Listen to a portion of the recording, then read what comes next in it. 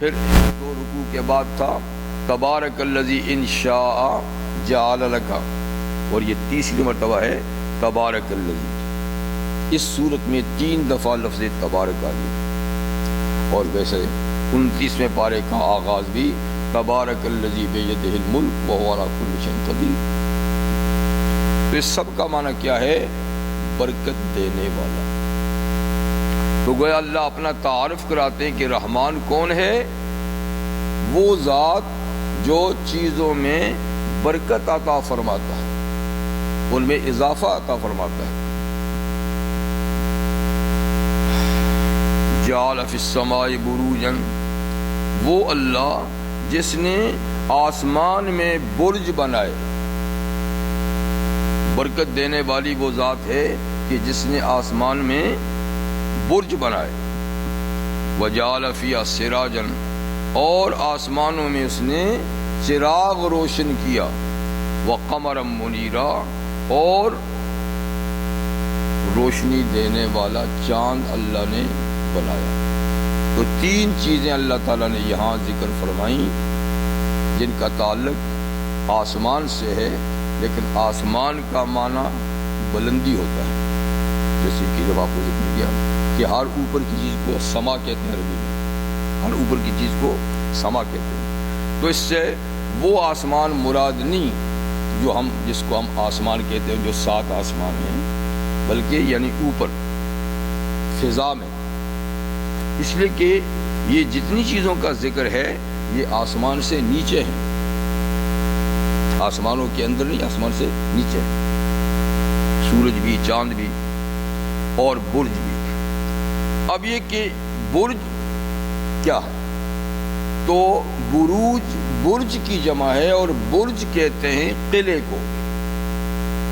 پرانے زمانے میں جو حفاظتی قلعے بنائے جاتے تھے جس میں فوج کو حفاظت کے طور پر رکھا جاتا تھا یا اور قیمتی چیزیں قلعوں میں محفوظ کی جاتی تھیں، اس لیے کہ اس زمانے میں جنگیں میدانی جنگیں ہی ہوتی تھی، فضائی جنگ تو ہوتی نہیں تھی، تو اس لیے حفاظت کے لیے بس قلعہ ہی کافی تھا۔ اور کئی پرانے شہر قلعہ نما ہوتے تھے، یعنی ان کی باؤنڈری ہوتی تھی پوری 4 دیواری، اور شہر میں داخلے کے لیے بڑے بڑے گیٹ ہوتے تھے۔ تو خطرے کے وقت یہ یوں بھی چوری چکاری سے بچنے کے لیے رات کو گیٹ بند کر دیے جاتے تھے جن کو کھلے چھوڑتے تھے۔ تو بہرحال برج کہتے ہیں قلعے کو، اور اب ٹاور کو کہنے لگ گئے ہیں برج العرب، جتنے بڑے بڑے ٹاور بناتے ہیں اس کا برج۔ تو بہرحال برج کا معنی قلعہ۔ اب یہ کہ آسمان میں اللہ نے برج بنائے تو اس سے کیا مراد ہے؟ تو بعض اہل علم کہتے ہیں کہ برج سے مراد ہیں بڑے بڑے ستارے، یہ ستارے چھوٹے بڑے ہیں، تو برج سے مراد ہیں بروج سے بڑے بڑے ستارے جن کی روشنی مختلف رنگوں کی ہوتی ہے، کسی میں سفید روشنی ہے، کسی میں سرخ ہے، کسی میں دوسرے کلر کی ہے۔ تو رات کو وہ خوب چمکتے ہیں، چھوٹے نہیں بڑے بڑے، اور ان کی روشنیوں میں اللہ تعالیٰ نے کچھ ایسی صفات بھی رکھی ہیں کہ صرف روشنی ہی نہیں بلکہ ان کے خاص اثرات بھی زمین پہ پڑتے ہیں، زمین پہ، اور بلکہ پیداوار پہ بھی اس کے خاص اثرات ہوتے ہیں۔ یمن کے لوگ کسی زمانے میں ستاروں کی کچھ پہچان رکھتے تھے، تو بعض ستاروں کی خاصیت ان کو معلوم تھی کہ جس وقت وہ ستارہ رات کو طلوع ہوتا ہے تو وہ جو کچی کھال ہوتی ہے نا، گائے کی، بکری کی، کسی بھی، تو کچی کھالیں اپنے مکانوں کی چھتوں پہ ڈال دیتے تھے اس خاص ستارے کے طلوع کے وقت۔ اس کا اثر یہ تھا کہ اس کی روشنی سے اس کھال کے اندر ایک خوشبو پیدا ہو جاتی تھی، یہ وہ جانتے تھے کہ کس موسم میں کس ٹائم پہ وہ نکلتا ہے، تو اس میں وہ کھالیں بچھا دیتے تھے۔ تو اس کی روشنی کا یہ اثر تھا کہ کہ یعنی کچی کھال میں صبح اٹھتے تو خوشبو ہوتی تھی. تو اللہ تعالیٰ کی بہرحال کائنات کے اندر بے شمار خواص ہیں جی. کسی کے تجربے میں کوئی خاصیت آتی ہے, کسی کے تجربے میں نہیں آتی, لیکن اللہ تعالیٰ نے جو ستارے مختلف پیدا کیے چھوٹے بڑے, ان کے بھی کئی خواص ہیں. تو خیر برج کا مطلب کیا ہوا؟ تو ستارے, ٹھیک ہے نا. تو بڑے بڑے جو ستارے اللہ تعالیٰ نے پیدا فرمائے, بعض کہتے ہیں کہ یہ برج ہے, اور بعض کہتے ہیں کہ برج سے مراد یعنی قلعوں سے مراد واقعی کوئی قلعے ہیں, اور آسمانوں کے اندر جو بڑے بڑے گیٹ ہیں جو باقاعدہ کھلتے ہیں بند ہوتے ہیں, جن سے فرشتے آتے اور جاتے ہیں جی. اور یہ کہ زیر آسمان فضا میں آسمان سے نیچے کچھ اقامت گاہیں فرشتوں کی, جہاں وہ پہرا بھی دیتے ہیں, اور یہ کہ نظام قدرت جو ان کے حوالے بعد اللہ تعالیٰ کرتے ہیں اس کے بارے میں فرشتوں کی میٹنگ بھی ہوتی ہے. تو نبی کریم صلی اللہ علیہ وسلم کو نبوت ملنے سے پہلے شیاطین ان کی بات چیت سننے کے لیے بھی جایا کرتے تھے, اور پھر آ کر زمین پہ جو ان کے نمائندے ہوتے تھے نا, ان کو کاہن کہتے ہیں, ان کو بتایا کرتے تھے کہ کل یہ ہونا ہے, پرسوں یہ ہونا ہے, فلانے کے ساتھ یہ ہونا ہے, فلانے کے گھر میں یہ ہونا ہے جی. اس لیے کہ فرشتے اس نظام کے بارے میں ایک دوسرے سے مشورہ کرتے تھے کہ یہ کرنا اللہ کے حکم سے یہ کرنا ہے, تو وہ آگے بتاتے, پھر یہ لوگ فیس لے کر آگے اس کو پہنچا دیتے تھے. تو بڑا لوگوں کا اعتقاد ہوتا تھا اور ان سے بڑی پیشن گوئیاں پوچھا کرتے تھے. تو ایک بات سچی ہوتی تھی اور 100 اس میں جھوٹ ملا لیتے تھے. تو خیر جب اسلام آیا تو اللہ تعالیٰ نے یہ پہرا بٹھا دیا کہ نہیں, ان کے اوپر نہیں آنے دینا. پھر شعائب ثاقب مار کے ان کو بگا دیا کرتے تھے. تو اب بھی کوشش کرتے ہیں جنات جانے کی, لیکن اب وہ چیز نہیں رہی جو پہلے تھی. تو خیر برج سے مراد یا تو ستارے ہیں بڑے بڑے, اور یا برج سے مراد کیا ہیں؟ فرشتوں کی اقامت گاہیں, یا آپ ان کے دفاتر کہیں یا جو بھی کہہ سکتے ہیں ان کے. تو یہ ہے. بعض حضرات کہتے ہیں کہ برج سے مراد وہ مشہور برج ہیں جو سورج اور چاند اور جو 7 سیارے ہیں نا, سورج چاند سمیت, باقی تو ستارے ہیں. ستارے وہ ہیں جو ایک ہی جگہ میں رہتے ہیں, سیارے وہ ہیں جو چلتے رہتے ہیں. تو سیارے 7 ہیں بڑے بڑے جی, جن میں سورج بھی سیارہ ہے, چاند بھی سیارہ ہے, زحل ہے, عطارد ہے جی. تو یہ سب, تو جو ان کے مدار ہیں, ان کی سڑکیں ہیں, روڈ ہیں, تو بعض کہتے ہیں کہ یہ ہیں برج. برج سے مراد یعنی ان کی جانے کے رستے, آنے کے رستے ہیں. تو بہرحال اب جو وہ برج ہیں تو وہ کہتے ہیں 12 ہیں. یہ تو ہم دیکھتے ہیں نا کہ چاند اپنی منزلیں 28 دنوں میں پورا کر لیتا ہے, لیکن سورج اپنی منزلیں 12 مہینے میں پورا کرتا ہے. تو برج اس لحاظ سے 12 ہیں, اور سیارے کتنے ہیں؟ 7. تو سورج اور چاند کا تو ایک برج ہے, سورج کا بھی ایک برج ہے, چاند کا بھی, اور باقی جو سیارے ہیں 5 وہ 2 برجوں میں سفر کرتے ہیں, 2 برجوں میں. اچھا, جب سب سے پہلے ان بروج کی دریافت ہوئی تو قدیم زمانے کے جو ریاضی دان تھے, تو اس زمانے میں یہ آج کی ٹیکنالوجی تو نہیں تھی, نہ یہ سامان تھا, یعنی افلاک اور ستاروں کے گردش اور ان کے اندر کیا چیز ان کے معلوم کرنے کے لیے. اب تو بہت اچھی چیز دوربینیں پیدا ہو گئی ہیں. اس زمانے میں استرلاب نام کا ایک آلہ ہوتا تھا, استرلاب جی. تو اس میں وہ جو ریاضی دان ہوتے تھے اس زمانے میں, اس کے ذریعے سے وہ ستاروں کی چال, ان کی رنگت جی, اور ان کا حجم بڑا چھوٹا ہونا یا وہ کس قسم کے ہیں, تو وہ معلوم کرتے تھے.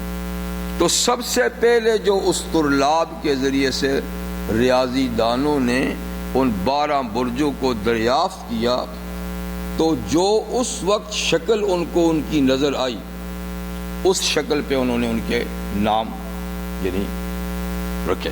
وہ یہ ہے پہلا برج حمل. جی حمل کا معنی ہے بھیڑ کا بچہ. بھیڑیا نہیں، بھیڑ کا بچہ. یعنی جس وقت اسطرلاب سے اس کو دیکھا گیا تو وہ بھیڑ کے بچے کی شکل کا تھا، یعنی وہ ستاروں کا مجموعہ، تو لہٰذا اس کا نام رکھا حمل. دوسرے کا نام ہے سور. سور عربی میں کہتے ہیں بیل کو. تو دوسرا برج جو دیکھا گیا تو وہ بیل کی شکل میں تھا، تو اس کا نام رکھ دیا سور. تیسرے کا نام ہے جوزا. جی جوزا کہتے ہیں اخروٹ کو، اخروٹ جوزا، تو اخروٹ کا درخت. تو وہ جب دریافت کیا تو وہ اخروٹ کے شکل کا تھا، تو جوزا نام. تیسرے کا نام ہے، چوتھے کا نام ہے سرطان. سرطان کا معنی کیکڑا جو پانی میں ہوتا ہے، تو وہ کیکڑے کا شکل تھا. اور پانچویں کا نام ہے اسد. اسد کا معنی شیر، وہ شیر کے شکل میں. اور دوسرے اس کے بعد کے نام ہے سنبلا. سنبلا کہتے ہیں خوشے کو، گندم کا خوشہ یا چاول کا خوشہ جو ہوتا ہے اوپر، جی تو اس کا نام، تو وہ خوشے کی شکل میں تھا. اور میزان، میزان ترازو، ترازو کی شکل میں ایک ہے. عقرب بچھو، بچھو کی شکل میں ایک. قوس کمان، تیر کمان ہوتا ہے نا، تو ایک کمان کی شکل میں. اور جدی، جدی کہتے ہیں بکری کے بچے کو. حمل بھیڑ کا بچہ تو جدی بکری کا بچہ ایک اس شکل کا. اور دلو، 11واں دلو. دلو کہتے ہیں ڈول، کنویں سے جس میں رسی ڈال کے جس سے کنویں سے پانی نکالتے ہیں، دلو ڈول. اور 12واں جو ہے وہ حوت ہے، یعنی مچھلی، مچھلی کی شکل کا. تو یہ ہیں کہتے ہیں 12 برج جو اس زمانے میں دریافت ہوئے ہیں. اور آپ ہماری اردو کے اخبارات میں جو ہفتہ واری ایڈیشن ہوتے ہیں اس میں یہ 12 برج باقاعدہ لکھے جاتے ہیں. اور پھر جو یہ نجومی لوگ ہیں وہ ان کے ذریعے سے کچھ چیزیں معلوم کرتے ہیں، وہ سو ٹھیک نہیں ہے. کیونکہ نجوم بے شک ایک علم تو ہے، لیکن جو یہ حضرت عمر فرماتے ہیں کہ نجوم ایک علم تو ہے، لیکن جو اس کا مفید حصہ ہے وہ کسی کو معلوم نہیں، اور جو معلوم ہے وہ مفید نہیں ہے. جو نجوموں کو معلوم ہے وہ مفید نہیں ہے، اور جو مفید ہے وہ کسی کو معلوم نہیں. تو بہرحال ان کے پھر تعلقات انسانوں کے ساتھ جوڑ کر ان کی قسمت بتانا تو یہ سب غلط باتیں ہیں. ہاں البتہ ان ستاروں کی گرج وغیرہ سے کوئی پیشن گوئی بارش وغیرہ کی یہ کی جا سکتی، وہ بھی پیشن گوئی کی حد تک. واقعی بات تو جب اللہ چاہتے ہیں تو بارش ہوتی ہے. تو اسباب کے تحت ایک سبب کے طور پہ یہ بھی کہہ سکتے ہیں. تو یہ ہیں اصل میں 12. بعض کہتے ہیں کہ 12 بروج یعنی یہ مراد ہے. ایک سورہ بروج بھی ہے 30ویں پارے میں، والسماء ذات البروج، قسم ہے آسمان کی جو برجوں والا ہے. تو وہاں بھی یہی باتیں ہیں کہ برج سے یہ مراد ہے یا یہ مراد ہے یا یہ مراد ہے.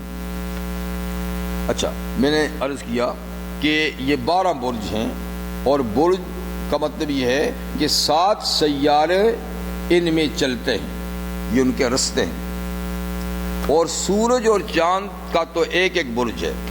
سورج کا ہے اسد شیر، وہ اسی میں چلتا ہے. اور چاند کا ہے سرطان کیکڑا، یہ اسی میں چلتا ہے. ٹھیک ہے نا، شیر جی. اور باقی جو 5 سیارے ہیں تو مریخ جو ہے وہ حمل اور عقرب دونوں میں چلتا ہے. اور زہرہ سے وہ سور اور میزان میں، اور عطارد جو ہے وہ جوزا اور سنبلہ میں، اور مشتری جو ہے وہ قوس اور حوت میں، اور زحل جو ہے وہ جدی اور دلو میں.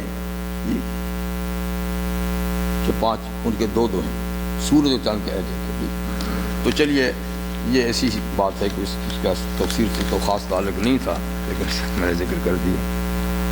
تو تبارک الذی جعل فی السماء بروجا، برکت ہے یا برکت دہندہ ہے وہ ذات جس نے آسمان میں برج بنائے، قلعے بنائے یا ستارے بنائے، یا یہ 12 برج آپ کے لیجیے جو بھی ہیں جی۔ وجعل فیہا سراجا، اور آسمان میں اللہ نے چراغ روشن کیا۔ چراغ سے مراد کیا ہے؟ سورج۔ تو سورج کی روشنی کو چراغ سے اللہ تعالیٰ نے تشبیہ دی، یہ تشبیہ ہے، ورنہ سورج کہاں چراغ؟ چراغ تو سب سے معمولی روشنی ہے اور سورج سب سے بڑی روشنی ہے، لیکن چونکہ چراغ کی روشنی میں بھی تپش ہوتی ہے نا، قریب جائے تو اس کی روشنی بھی بہت گرمی ہے۔ تو سورج سب سے بڑا کرہ ہے، آسمان کے جتنے بھی کرے ہیں ان میں سب سے بڑا کرہ ہے اور سب سے زیادہ روشن بھی ہے۔ نہ معلوم اللہ تعالی نے سورج کو کب سے پیدا کیا ہے جی، کروڑوں برس۔ آپ کے واشنگٹن کے ایک پروفیسر فلکیات کے، مجھے اس وقت اس کا نام ذہن میں نہیں ہے، تو وہ اپنی تحقیق کے مطابق، میں جانوں کہ کیا تحقیق ہے، لیکن کہتے ہیں کہ سورج کی عمر 20 کروڑ سال ہو چکی ہے۔ 20 کروڑ سال سے سورج جو ہے برابر روشنی اور گرمی دونوں چیزیں ہمیں پہنچا رہا ہے۔ کہتے اتنی اس کی عمر اور بھی ہے، پھر اس کے بعد یہ ختم ہو جائے گا۔ یہ بات اس کی بات پروفیسر صاحب کی بات ہے، لیکن کوئی معلوم نہیں کہ اللہ تعالیٰ نے کب سے یہ پیدا کیا ہے اور کتنا ایندھن اللہ نے اس کے اندر بھرا ہوا ہے، کتنا ایندھن اس میں بھرا ہوا ہے جی، کہ جب سے پیدا ہوا ہے اب تک ایندھن ختم ہی نہیں، نہ روشنی میں کمی نہ ایندھن میں کمی، اور نہ معلوم کہ کب تک یہ روشنی اور گرمی ہمیں پہنچاتا رہے گا جی۔ لیکن اتنا ضرور ہے کہ اللہ فرماتے ہیں ایک نہ ایک دن یہ نظام ختم ہو جائے گا۔ اذا الشمس کورت، جب سورج کو لپیٹ لیا جائے گا، یعنی اس کی روشنی ختم ہو جائے گی، اس کا ایندھن بھی ختم ہو جائے گا جی۔ تو بہرحال یہ سب سے زیادہ روشن اور سب سے زیادہ گرمی پہنچانے والا۔ اگر سورج کی گرمی نہ ہو تو ہماری فصلیں نہ پکیں، کوئی چیز نہ پھل پکیں نہ فصلیں پکیں۔ اور دوسرے نمبر پہ زیادہ روشن چاند ہے، دوسرے نمبر پہ زیادہ روشن چاند ہے جو ہمارے قریب تر بھی ہے۔ اس کی روشنی مدھم اور ہلکی ہے لیکن اس کے یہ اثرات ہیں کہ پھلوں میں رس، پھولوں میں خوشبو اور تراوت اس کی روشنی سے پیدا ہوتی ہے۔ چاند نہ ہو تو رس نہ ہو، مٹھاس نہ ہو، سورج نہ ہو تو وہ پکے نہیں، کچے رہیں۔ تو یہ دونوں کو رہیں۔ اب انسانی ضروریات تو دنیا میں آپ جانتے ہیں کہ بے شمار ہیں، لیکن انسان کی لازمی ضروریات میں ایندھن ہے، آگ جی، اللہ تعالیٰ کی بڑی نعمت ہے، اور خاص طور پہ سردی کے موسم میں جی، اور پھر کھانے پینے یعنی کھانا پکانے کے لیے، اور پہلے زمانے میں روشنی کا ذریعہ بھی یہی تھی، روشنی کے لیے بھی تو آگ، اور آگ کے لیے ایندھن ضروری ہے۔ شروع میں ایندھن کیا ہوتا تھا؟ آگ جلانے کا سبب دو چیزیں ہوتی تھی۔ ایک تو اللہ نے ایسی لکڑیاں پیدا کی ہیں کہ جن کے رگڑ سے آگ پیدا ہوتی تھی، جس کا سورہ یاسین میں ذکر ہے جی۔ هو الذی جعل لکم من الشجر الاخضر نارا، اللہ وہ ذات ہے کہ جس نے سبز درخت کے اندر آگ پیدا کی ہے۔ سبز تو لوگ اپنے پاس سفر میں یا گھروں میں ان درختوں کی ٹہنیاں رکھتے تھے اور ان کو یوں ٹکرایا جیسے آپ ماچس ٹکراتے تو آگ۔ اور دوسرا ایک خاص پتھر ہوتا تھا چکماق جی، تو وہ بھی اپنے پاس رکھتے تھے، وہ پتھر سے پتھر رگڑ تو آگ۔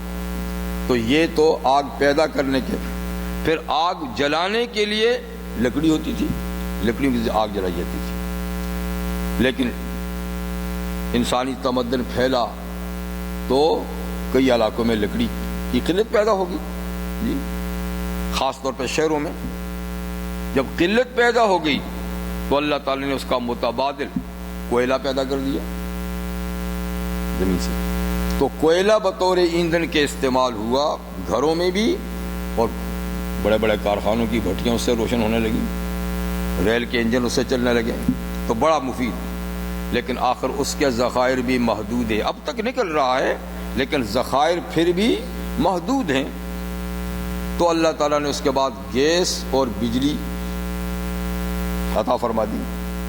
اب گیس اور بجلی جو ہیں یہ بھی، کیونکہ گیس اور بجلی جو وہ گیس یا پانی سے بنتی ہے، گیس کے ذخائر بھی چل تو رہے ہیں لیکن ہیں محدود ہیں، کسی بھی وقت ختم ہو سکتے ہیں، تو اب سائنسدان ان کا متبادل سوچ رہے ہیں کہ اگر یہ ذرائع ختم ہو گئے تو اور پھر ایندھن کے لیے ذرائع کیوں ہوں گے؟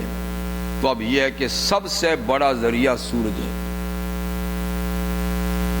تو اب اس پہ تحقیق ہو رہی ہے کہ سورج کے اندر جو بے پناہ گرمی ہے اس کو کنٹرول کیا جائے، اور اس سے چولہے ہی نہ جلائے جائیں بلکہ اس سے بھٹیاں بھی جلائی جائیں اور اس سے کارخانے بھی چلائے جائیں، تو اس سلسلے میں کام ہو رہا ہے۔ اگر یہ کامیاب ہو گیا تو انشاءاللہ اس صدی میں پھر ہمارے چولہے سورج کی روشنی سے روشن ہوں گے، گھروں میں بھی روشنی آئے گی، اور یہ تو ایسا ذخیرہ ہے کہ ختم ہونے کی بات نہیں، قیامت آئے گی تو ختم ہوگا، سے پہلے ختم ہونے والا نہیں۔ تو بہرحال اللہ تعالیٰ ایک بہت مفید ترین چیز پیدا فرمائی ہے۔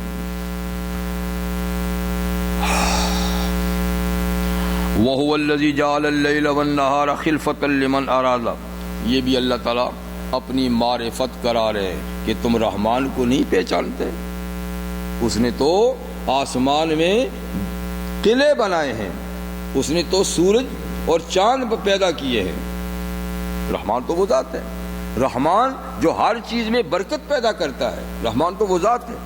لیجئے، اور وَهُوَ الَّذِي، اور رحمان وہ ذات ہے، جَعَلَ اللَّيْلَ وَالنَّهَارَ خِلْفَةً، جس نے رات اور دن کو آگے پیچھے چلا رکھا ہے، آگے پیچھے جی، آگے رات ہے تو پیچھے دن ہے، آگے دن ہے تو پیچھے رات ہے، تو بغیر وقفے کے دونوں سرکل چل رہا ہے دن رات کا، اور اللہ تعالیٰ نے جب سے چلایا ہے بغیر وقفے کے یہ نظام چل رہا ہے، اور جب تک قیامت نہیں ہوئی بغیر وقفے کے چلتا رہے گا، تو یہ بھی اللہ کی قدرت کا ایک عظیم نظام ہے۔ پھر اس کے فوائد اللہ تعالیٰ نے دوسری آیات میں بیان کیے رات دن کے، کہ رات کس لیے بنائی اور دن کس لیے بنایا، تو فرمایا دن کسب معاش کے لیے بنایا، وجعل الليل سباتا، اور رات کو کام چھوڑنے کے لیے آرام کے لیے بنایا، تو ایک قدرت کا جبری نظام ہے کہ اتنا کام کرو اتنا آرام کرو، ورنہ انسان تو حریص ہے، جب تک روشنی ہے کام کرو، جب تک روشنی ہے کام کرو، اور اگر یوں کام چلائے گا تو یہ جسم بیچارہ جلدی ختم ہو جائے گا۔ تو ایک اللہ نے سسٹم رکھا ہے کہ نہیں، اتنا کام کرو اس کے بعد آرام کرو، تاکہ اگلے دن کے لیے کھوئی ہوئی طاقت تمہاری پھر بحال ہو جائے۔ تو پوری متمدن دنیا میں زیادہ تر ایسا ہی ہوتا ہے کہ دن کو سارے کام ہوتے ہیں، کارخانوں میں جی، ٹرانسپورٹ اور کھیتوں میں، تعلیمی ادارے، یعنی جتنا زیادہ کام ہے نا وہ دن ہی کو ہوتا ہے، لیکن چونکہ اب سلسلہ بہت بڑھ چکا ہے اس لیے دن کے کام سے کام پورا نہیں ہوتا، تو کچھ رات کو بھی کام کرنے پڑتے ہیں، کچھ کارخانے رات کو بھی چلتے ہیں، دن کی شفٹ رات کی شفٹ، اور نظام مواصلات تو آپ کو پتہ ہے وہ تو 24 گھنٹے ہی چلتا رہتا ہے۔ تو اس لیے جو لوگ رات کی ڈیوٹی کرتے ہیں ان کو بھی دن کو آرام کی ضرورت ہے، وہ دن کو آرام کر لیں، لیکن پھر بھی عام طور پہ زیادہ تر انسان بھی اور باقی جو اللہ تعالیٰ کی مخلوق ہے جانور وغیرہ وہ سارے کے سارے رات کو آرام کرتے ہیں، دن کو کام کرتے ہیں۔ تو ایک فائدہ تو دن رات کا کیا ہے کہ دن کسب معاش کے لیے، کسب کمال کے لیے، اور رات آرام کے لیے۔ لیکن اس کے علاوہ اور بھی اللہ کے ہر کام میں بے پناہ فوائد ہیں، ایک ہی فائدہ نہیں، بے پناہ فوائد ہیں۔ کئی دینی فائدے ہیں، کئی دنیاوی فائدے ہیں۔ تو یہ تو دنیاوی فائدہ ایک بتا دیا، اس کا خود قرآن مجید میں جا بجا ذکر ہے کہ رات کیوں ہے، دن کیوں ہے۔ اور دینی فائدہ ہے کہ نبی کریم صلی اللہ علیہ وسلم نے ارشاد فرمایا، ان اللہ یبسط یدہ، اللہ تعالیٰ اپنا دست شفقت پھیلاتے ہیں رات کے وقت تاکہ دن کا گناہگار رات کو توبہ کر لے، تمہیں اس کے دن کے گناہ معاف کر دے۔ اور دن کو اللہ اپنا دست شفقت پھیلاتے ہیں تاکہ رات کا گناہگار دن کو توبہ کر لے۔ جس نے رات کو کوئی گناہ کیا ہے وہ دن کو توبہ کر لے، اور جس نے دن کو کیا ہے رات کو توبہ کر لے۔ تو کہ دن رات کا ایک دینی فائدہ یہ ہے کہ ایک وقت میں گناہ ہوا ہے تو دوسرے وقت میں توبہ کا موقع ہے، توبہ کر لو۔ اس میں گناہ ہوا ہے تو دوسرے میں توبہ کر لو۔ تو یہ اللہ تعالیٰ کی مہربانی۔ ایک حدیث میں یہ بھی فرمایا گیا ہے کہ جس آدمی سے رات کا وظیفہ رہ گیا ہو، وظیفہ جانتے ہیں؟ ایک تو وہ وظیفے ہیں نا خیراتی وظیفے، وہ نہیں۔ وظیفے کا معنی ہے کہ کوئی عبادت نفلی آپ نے اپنی اوپر مقرر کر لی ہے، کوئی نفلی عبادت آپ نے اپنے لیے مقرر کر دیا ہے، دن میں اتنی کروں گا، رات میں اتنی کروں گا، اس کو بھی وظیفہ کہتے ہیں۔ یہ دن کا وظیفہ ہے، یہ رات کا وظیفہ ہے۔ دن کو میں یہ وظیفہ کرتا ہوں، رات کو میں یہ وظیفہ کرتا ہوں، فرض کے علاوہ نا۔ تو فرمایا کہ جس آدمی سے رات کا وظیفہ رہ جائے، یعنی جو نفلی عبادت اس نے رات کے لیے مقرر کی تھی وہ نہیں کر سکا کسی وجہ سے، تو وہ صبح سے لے کر ظہر کے درمیان اگر وہ وظیفہ کر لے تو وہ رات کا وظیفہ لکھ دیا جاتا ہے کس نے کر لیا۔ تو اسی طریقے سے دن کے وقت اگر کوئی عبادت کا وظیفہ اس نے مقرر کیا تھا، کسی وجہ سے وہ نہیں کر سکا، تو وہ رات کو کر لے۔ تو جب رات کو کر لے گا تو وہ دن کا وظیفہ لکھ لیا جائے گا۔ مطلب کہ ایک وقت کی عبادت رہے گی تو آپ دوسرے وقت میں کر لیں تو وہ کمی پوری ہو جائے گی جیسے کہ آپ نے اسی وقت کی ہے۔ حضرت عمر رضی اللہ تعالی نے ایک دفعہ چاشت کی نماز پڑھی۔ چاشت جب سورج گرم ہو جاتا ہے،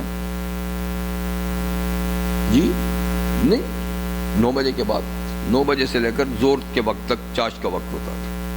یعنی جب سورج تھوڑا سا گرم ہو جائے نا تو وہ اس کو عربی میں ضحیٰ کہتے ہیں اور ہم اس کو چاشت کہتے ہیں، چاشت کا وقت ہوتا ہے۔ جب سورج نکلے جی تو 15-20 منٹ کے بعد اشراق ہوتا ہے، وہ یعنی ابھی سورج نکلا ہے، تو 10 منٹ تک تو کوئی نماز نہیں پڑھے کیونکہ سورج نکلتے ہوئی کوئی نماز نہیں پڑھنی، لیکن 10-15 منٹ کے بعد آپ جو نماز پڑھیں یہ اشراق کا ٹائم ہے۔ اور پھر جب سورج یعنی گھنٹے ڈیڑھ کے بعد گرم ہو جائے تو پھر وہ چاشت کا وقت ہوتا ہے، پھر وہ زور تک رہتا ہے، ٹھیک ہے۔ تو نبی کریم علیہ الصلوۃ والسلام فجر کی نماز پڑھ کے مسجد میں بیٹھ رہتے تھے۔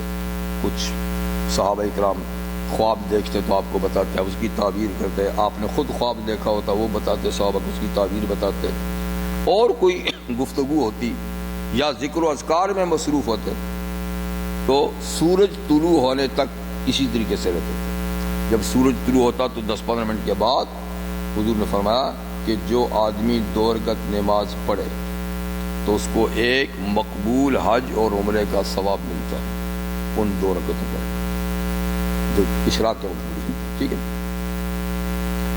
اور چاشت جو ہے جب سورج گرم ہو جائے تو اس کے لیے کم سے کم 2 رکعتیں نفل ہیں کم سے کم، نہیں تو 4 پڑھ لیں، 6 پڑھ لیں، زیادہ معمول 8 کا ہوتا ہے،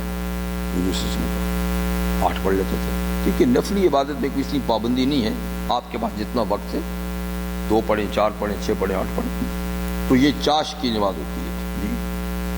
عربی میں اس کو ضحیٰ کہتے ہیں۔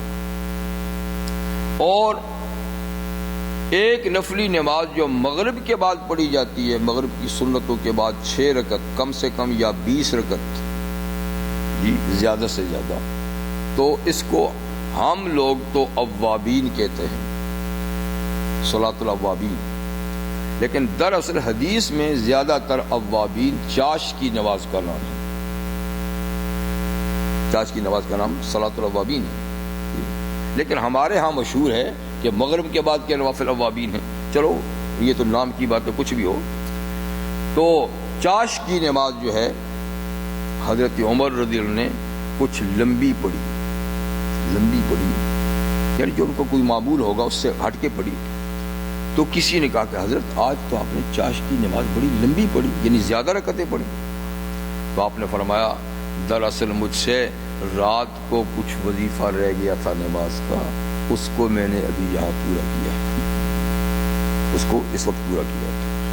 اور دیکھیے نبی کریم صلی اللہ علیہ وسلم کا اپنا معمول ہوتا تھا تہجد کی نماز کا، عام طور پہ 8 رکعت، وتر سمیت 11 رکعت، اس کے بعد 2 رکعت اور آپ پڑھتے تھے بیٹھ کر، تو یہ ایک عام آپ کا معمول ہوتا تھا۔ لیکن کبھی کبھی اگر تہجد کی نماز رات کو رہ جاتی تو پھر آپ چاش کے ساتھ کچھ نوافل ملا کر اس کا تدارک کرتے تھے، اور پھر چاش کی نماز آپ 12 رکعت پڑھا کرتے تھے۔ تو کیا مطلب، اس میں کچھ چاش کی نماز ہوتی تھی، کچھ وہ رات تہجد کے نوافل ہوتے تھے۔ تو گویا رات کو کوئی معمول ہے وہ رہ جائے تو آپ دن کو پورا کر سکتے ہیں، اور دن کا کوئی معمول ہے وہ رہ جائے تو رات کو پورا کر لیں۔ تو رات دن کا ایک فائدہ دینی لحاظ سے یہ بھی ہے، اور معاشی لحاظ سے یہ کہ دن کسب معاش کے لیے اور رات آرام کے لیے۔ تو وَهُوَ الَّذِي جَعَلَ اللَّيْلَ وَالنَّهَارَ خِلْفَةً، اللہ وہ ذات ہے جس نے رات اور دن کو آگے پیچھے لگا رکھا ہے۔ تو اس کا ایک فائدہ اللہ یہاں یہ بیان فرماتے ہیں، لمن اراد ان یذکر، یہ اس شخص کے لیے جو نصیحت حاصل کرنا چاہے تو وہ اس نظام قدرت سے نصیحت حاصل کر سکتا ہے، اس نظام قدرت سے بھی نصیحت حاصل کر سکتا ہے۔ صرف رات دن پہ غور کرے، اس سے بھی وہ نصیحت حاصل کر سکتا ہے۔ تو گویا یہ سسٹم رات دن کا نصیحت کے لیے بھی ہے۔ اور ارادہ شکورا، یا اگر وہ اللہ کا شکر ادا کرنا چاہے تو یہ ادائے شکر کا بھی ایک ذریعہ ہے، کیونکہ یہ نعمت ہے، رات بھی نعمت ہے، دن بھی نعمت ہے، ٹھیک ہے نا، اور ہر نعمت جو ہے یہ شکر کا تقاضا کرتی ہے کہ اس نعمت پہ شکر کیا جائے۔ تو کہ روزانہ یہ نعمت آتی ہے نئی نئی ہو کر، تو آدمی کو اللہ کے شکر پہ یہ ابھارتی ہے کہ شکر کر بھائی، دیکھو پھر رات آ گئی شکر کر، دن آ گیا پھر شکر کر۔ یہی وجہ ہے کہ رحمت عالم صلی اللہ علیہ وسلم مختلف اوقات میں مختلف دعائیں پڑھتے تھے تاکہ ہر آنے والے وقت کی نعمت کا شکر ادا ہو ان دعاؤں کے ذریعے سے۔ اور ادائے شکر کے لیے سب سے بہترین کلمہ کیا ہے؟ الحمدللہ۔ تو حضور صلی اللہ علیہ وسلم جب بھی کوئی نعمت نئی ملتی، کپڑا نیا ملتا، کھانا نیا ملتا، جوتا نیا ملتا، وقت تبدیل ہو کے نیا ہوتا، تو حضور صلی اللہ علیہ وسلم الحمدللہ، الحمدللہ الذی احیانا، سب تعریف ہے اللہ کے لیے جس نے ہمیں زندگی دی، رات کے بعد اٹھایا، زندگی دی، کھانے کے لیے الحمدللہ، کھا کر رہے تو الحمدللہ۔ تو بہرحال ہر نعمت جب نئی ہو کر آئے تو الحمدللہ کہنے سے اس نعمت کے نئے ہونے کا احساس پیدا ہوتا ہے۔ اور اگر آدمی شکر ادا نہ کرے تو وہ نعمت اپنی قدر و قیمت کھو جاتی ہے، جیسے کچھ ہوا ہی نہیں، اور شکر ادا کرے تو نعمت کے تجدد کا، نئے پن کا احساس پیدا ہوتا ہے کہ اللہ نے یہ نعمت دی، اللہ نے یہ نعمت دی۔ تو فرمائیے اس لیے تاکہ لوگ اس سے نصیحت حاصل کریں، اور جو شکر ادا کرنا چاہے تو اس کے شکر کے لیے بھی بڑا اچھا موقع ہے کہ رات آئے پھر شکر، دن آئے پھر شکر۔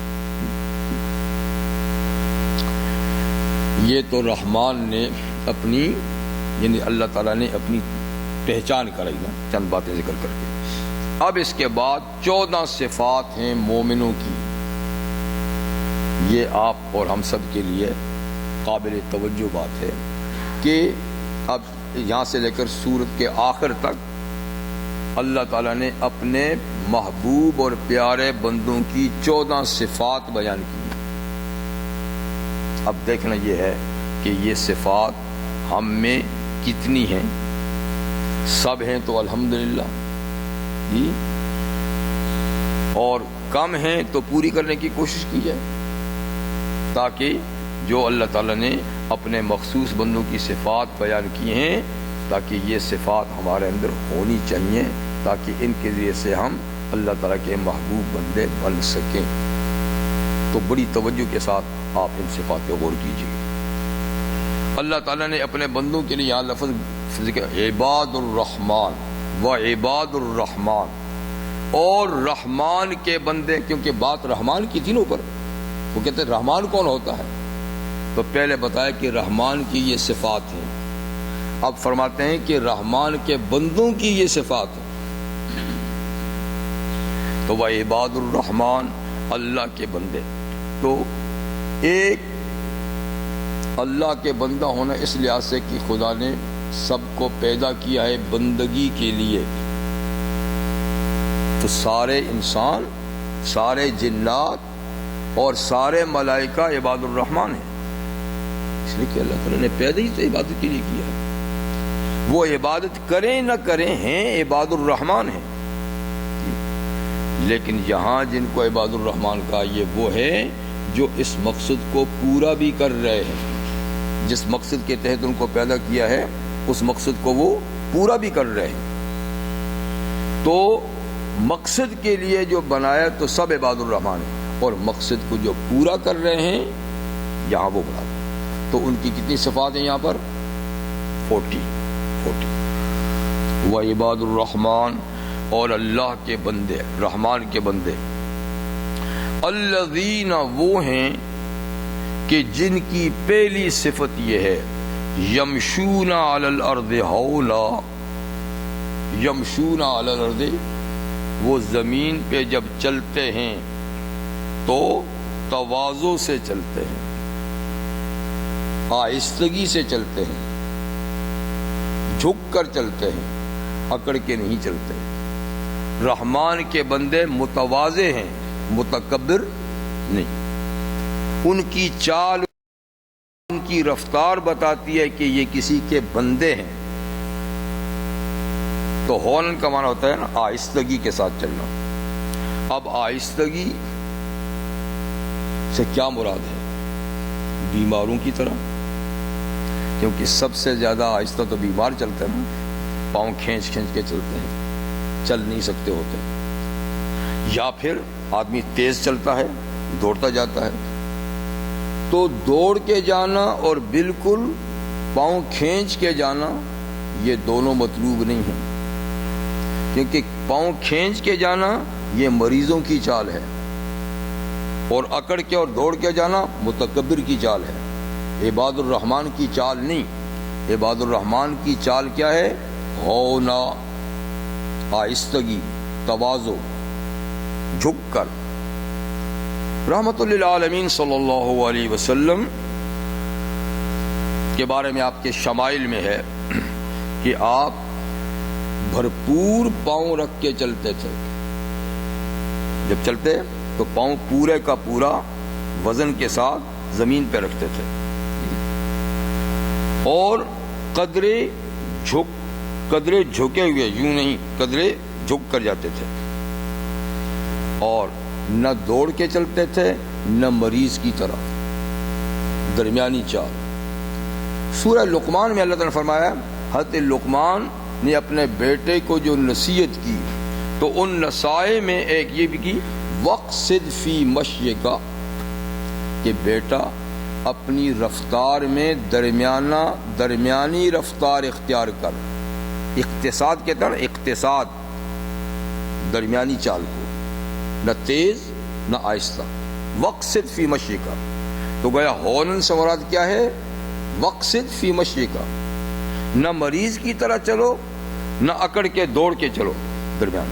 تو حضور صلی اللہ علیہ وسلم بھرپور پاؤں رکھ کے چلتے تھے، قدرے جھک کر، اور چلتے کیسے تھے؟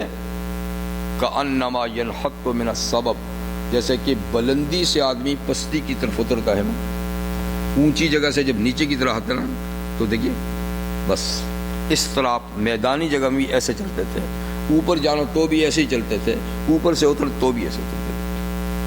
تو مقصد یہ ہے کہ اللہ کے بندے تواضع سے چلتے ہیں، اکڑ کر نہیں چلتے۔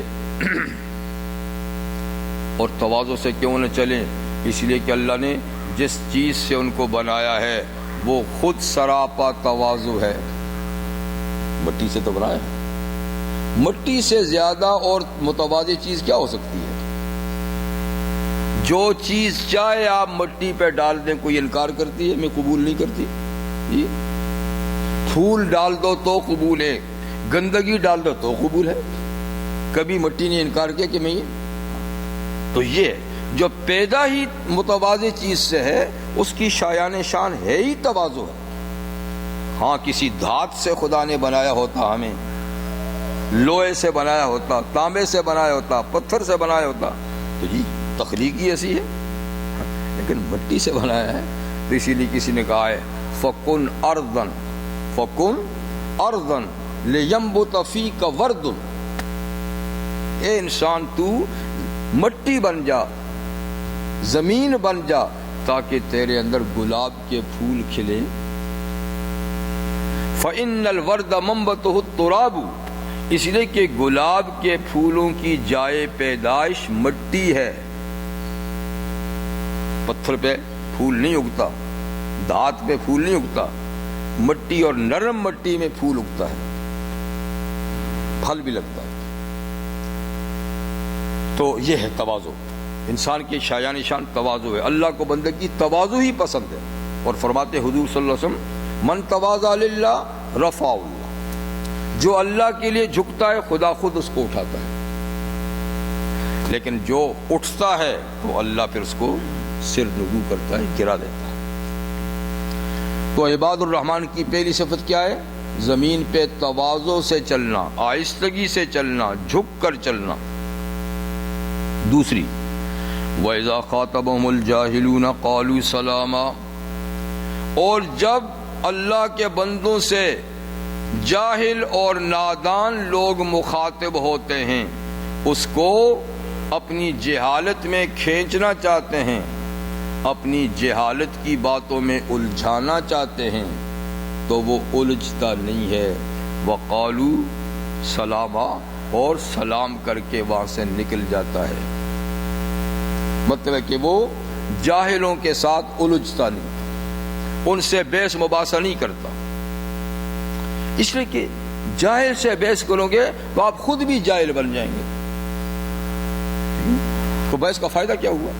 وہ اس طرح الجھائے گا کہ آپ کو اپنے پروگرام سے ہٹا دے گا، تو اس لیے وہ اس سے الجھتے ہی نہیں ہے، بلکہ ان سے سلام کر کے نکل جاتے ہیں، بھائی سلام ہو۔ لیکن یہ وہ تحیہ کا سلام نہیں ہے جو دو مسلمان آپس میں ملتے ہیں السلام علیکم وعلیکم السلام، یہ وہ سلام نہیں، وہ تو دعا ہے۔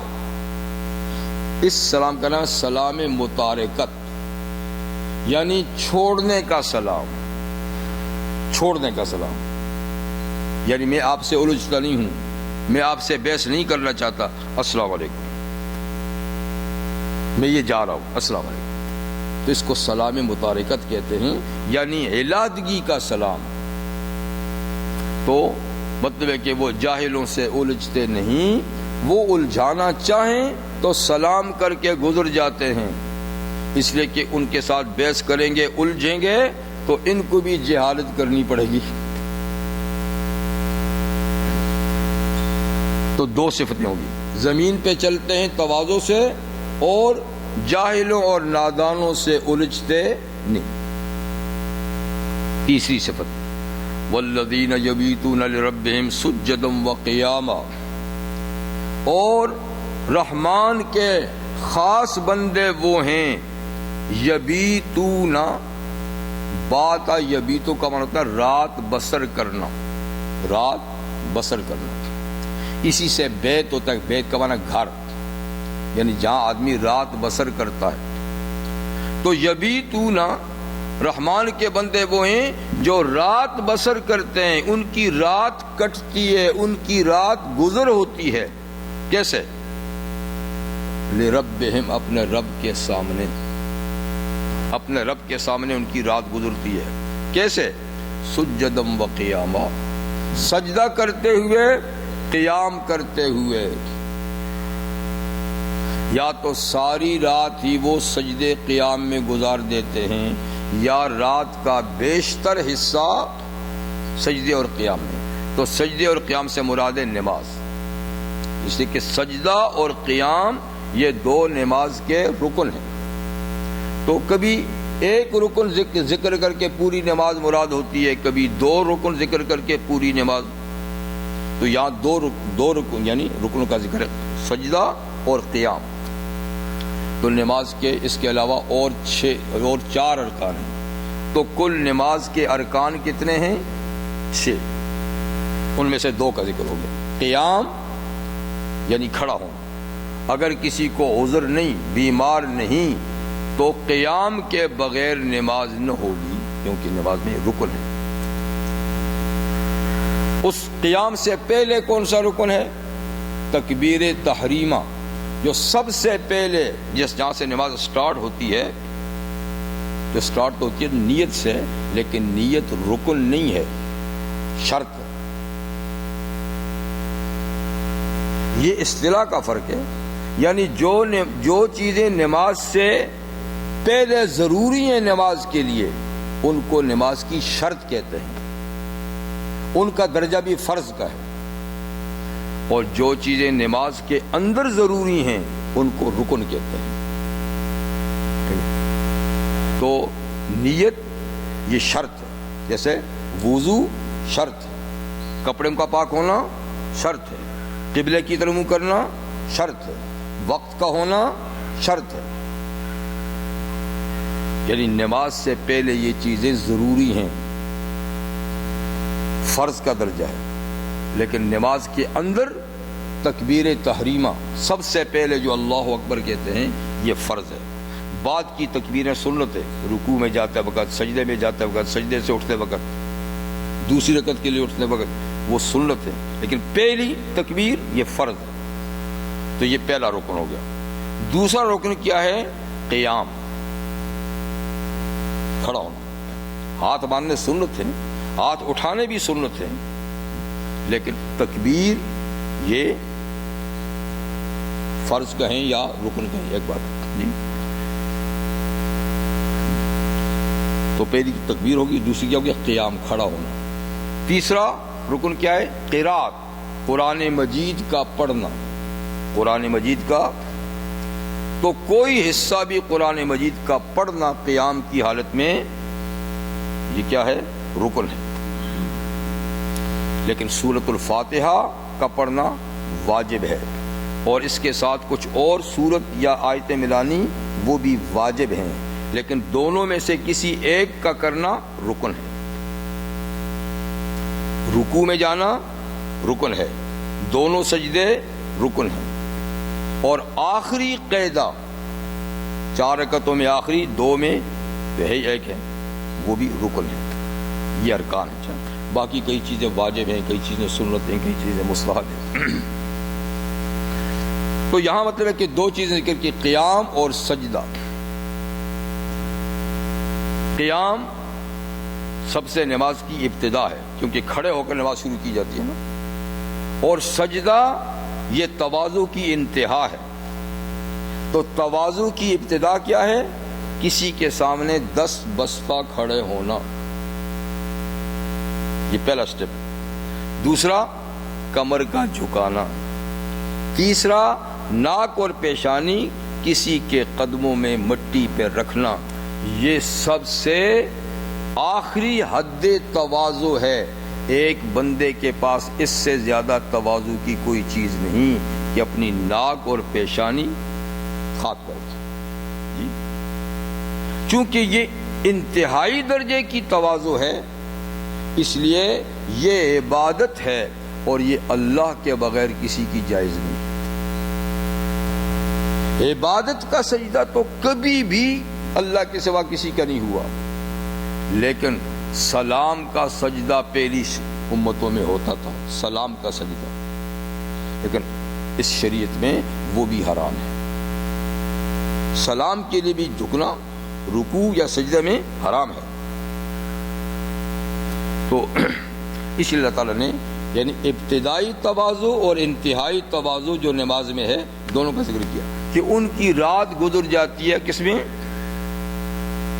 نماز میں، نماز میں۔ اس نماز سے مراد کیا ہے؟ تو یہ نماز جو رات کو پڑھی جاتی ہے اس کا نام ہے نماز تہجد۔ دیکھیے رات کو 2 نمازیں اور بھی پڑھی جاتی ہیں، وہ لیکن رات کے پہلے پہر میں پڑھی جاتی ہیں، یہ نماز کے پچھلے پہر میں پڑھی جاتی ہے، اور یہی مشکل بھی ہے۔ پہلے پہر کی جیسے ابھی مغرب پڑھیں گے، پھر اس کے بعد تھوڑی دیر کے بعد عشاء پڑھ لیں گے، تو وہ اتنی مشکل نہیں ہے۔ اب جب سو جائیں گے پھر اٹھنا نا، یہ ہے بہت مشکل۔ اسی لیے حضور صلی اللہ علیہ وسلم نے ارشاد فرمایا کہ فرض نمازوں کے بعد سب سے افضل نماز صلاۃ اللیل، یعنی نفلی نمازوں میں، ٹھیک ہے نا؟ تو فرض نمازوں کے بعد نفلی نمازوں میں تہجد کی نماز سب سے افضل ہے، اس لیے کہ وہ سب سے مشکل ہے۔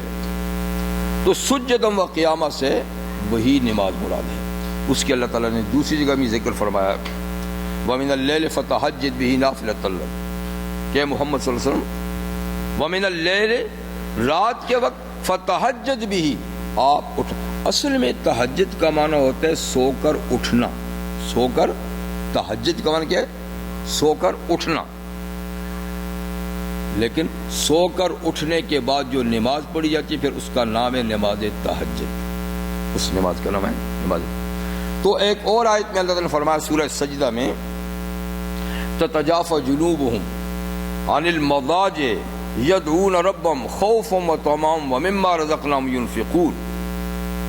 تتجافى جنوبهم یعنی اللہ کے جو وہی رحمان کے جو مخصوص بندے ہیں ان کی صفت یہ ہے تتجافى جنوبهم، ان کے پہلو دور رہتے ہیں عن المضاجع، بیڈ سے، بستر سے، خوابگاہ سے، بستر وہ پڑا ہے وہ یہ کھڑا ہے، جی، تو ان کے پہلو دور رہتے ہیں بستر سے، خوابگاہ سے۔ اچھا، دور رہ کر کیا کرتے ہیں؟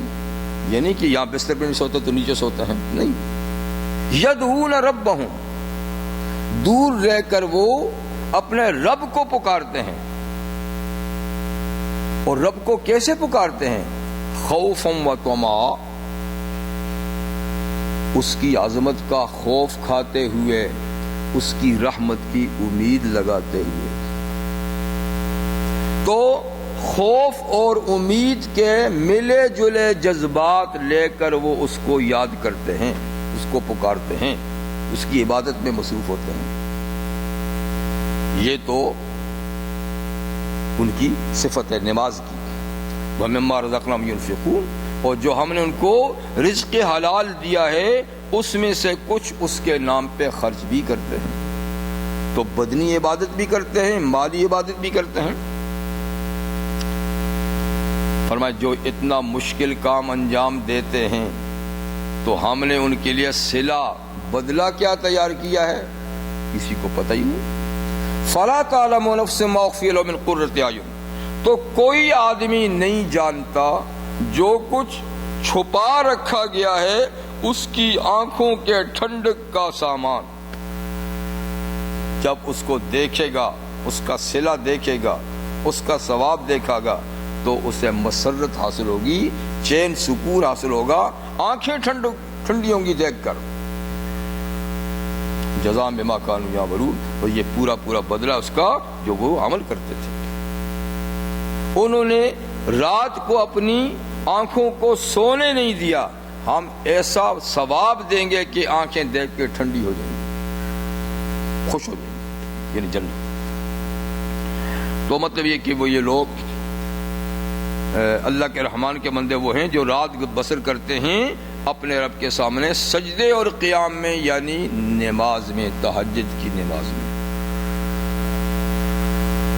حدیث میں نبی کریم صلی اللہ علیہ وسلم کے ارشاد گرامی بھی ہے کہ علیکم بصلاۃ اللیل، تمہیں رات کو نماز پڑھنی چاہیے، کیونکہ فإن عذاب الصالحین من قبلکم، تم سے پہلے بھی اللہ کے جتنے نیک بندے گزرے ہیں یہ ان کی عادت رہی ہے، رات کی نماز وہ بھی پڑھتے رہے ہیں جو پہلی امتوں میں لوگ گزر چکے ہیں، اور یہ تمہارے گناہوں کے لیے کفارہ ہے، اور یہ نماز تمہیں اللہ کے نزدیک اور قریب بنانے والی ہے، اللہ کے قرب کا ذریعہ ہے، گناہوں کے کفارے کا ذریعہ ہے، تم سے پہلے صالحین کا طور طریقہ ہے، اس لیے تمہیں بھی یہ نماز اس کی عادت ڈالنی چاہیے اور پڑھنی چاہیے. تو بہرحال یہ ایک صفت ہے، اگر سو کر اٹھ کے کر سکیں واہ واہ بڑی اچھی بات ہے، اور کوئی نہیں سو کے اٹھ سکتا اس کو عشاء کے بعد 4 رکعتیں یا جتنی بھی توفیق ہے اس نیت سے پڑھ لینی چاہیے، تو بھی اس کو ثواب تہجد کا مل جائے گا. عشاء کی نماز کے بعد آپ نے 2 رکعتیں 4 رکعتیں 6 جتنی پڑھ سکی اس نیت سے کہ میں تہجد کی نماز پڑھتا ہوں.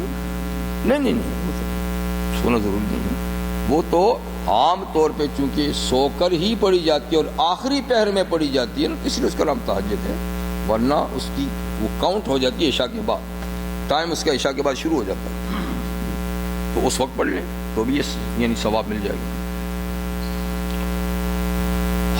آذان کتنے بجے ہوگی؟ 30 پہ؟ اچھا پھر تو تھوڑا سا ہے. والذین یقولون ربنا اصرف عنا عذاب جہنم ان عذابها کان غراما.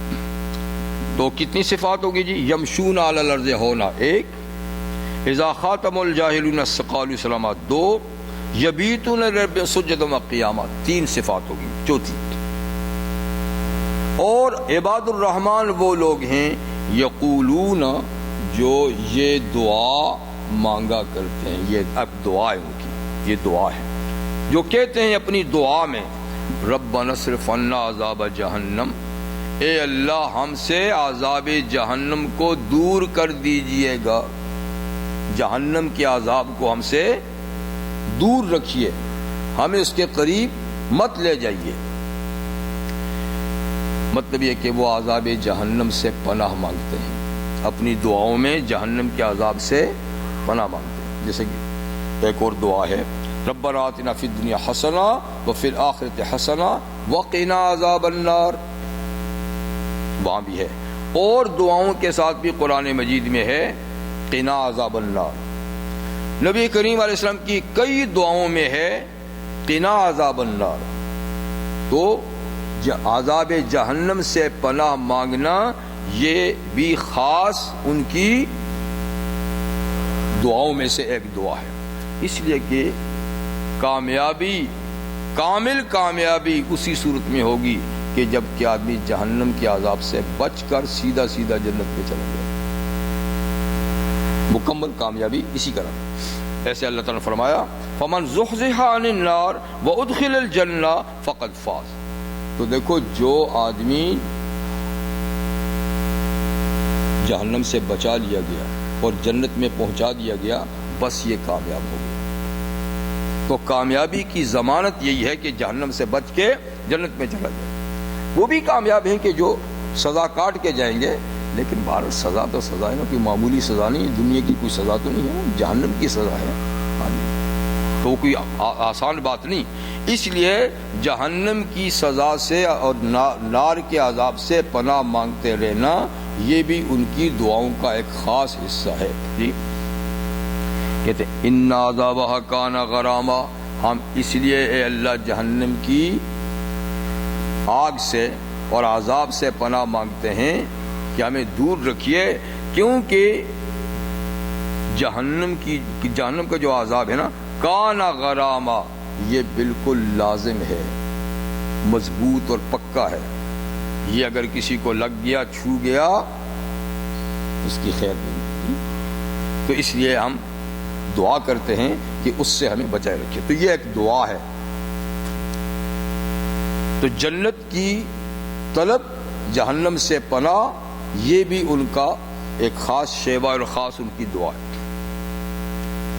انہا سات مستقر و مقامہ، جہنم سے بالخصوص اس لیے پناہ مانگتے ہیں کیونکہ جہنم ساعت مستقرہ، یہ بہت ہی بری جائے قرار ہے، بہت بری جائے قرار ہے اور بہت برا مقام ہے۔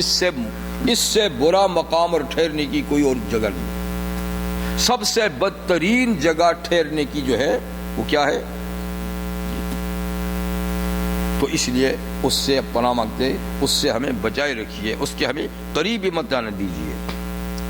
تو مطلب یہ ہوا کہ یہ چار صفات ہوگی، ایک دعا اور تین اعمال، ایک تو چلنے کا عمل، اور دوسرا جاہلوں سے آمنا سامنا ہو جائے، اور تیسرا رات بھر یا رات کا اکثر حصہ نماز میں بسر کرنا، اور چوتھا عذاب جہنم سے پناہ مانگنا۔ اب تھوڑا رہ گیا، اس لیے اگلی آیت نہیں ہو سکے گی، تو چلیے انشاءاللہ باقی صفات جو 4 صفات ہوگی، اور باقی صفات انشاءاللہ وہ اگلے پروگرام میں۔ تو 14 صفات میں 4 ہوگی تو 10 باقی ہیں۔ اللہ تعالیٰ کرے کہ یہ صفات ہمارے اندر آ جائیں، تاکہ ہم عباد الرحمن کے مستحق بن جائیں، عباد الرحمن میں شامل ہو جائیں۔ تو جو ہیں الحمدللہ، جو نہیں ہیں لانے کی کوشش کیجیے گا۔ وآخر دعوانا الحمدللہ رب العالمین۔